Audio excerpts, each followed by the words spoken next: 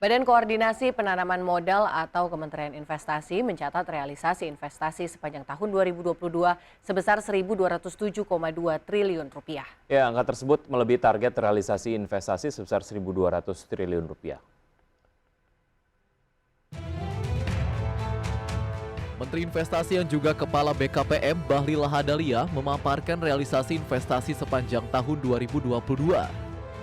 Dalam laporannya, Bahlil mencatat sepanjang Januari hingga Desember 2022, realisasi investasi mencapai 1.207,2 triliun rupiah atau melebihi target realisasi investasi sebesar 1.200 triliun.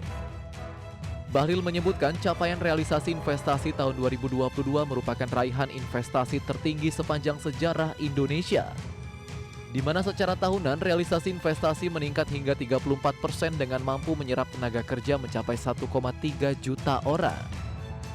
Jika diakumulasi, realisasi investasi sepanjang 2022 didapat dari penanaman modal dalam negeri atau PMDN sebesar 552,8 triliun rupiah atau sebesar 45,8%.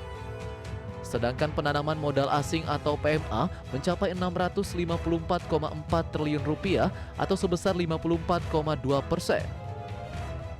Bukan hanya itu, raihan investasi ini juga mulai dilaksanakan lebih besar di Pulau Jawa dengan capaian 52,7% atau 636,3 triliun rupiah.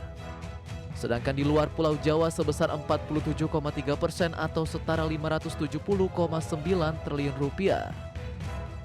Di sisi lain, untuk sektor investasi yang paling banyak diisi yakni sektor industri logam dasar, barang logam, bukan mesin dan peralatannya. Diikuti sektor pertambangan lalu sektor transportasi gudang dan telekomunikasi. Keempat, sektor perumahan, kawasan industri dan perkantoran, dan kelima, sektor industri kimia dan farmasi. Dari Jakarta, Adi Firmansyah, IDX Channel.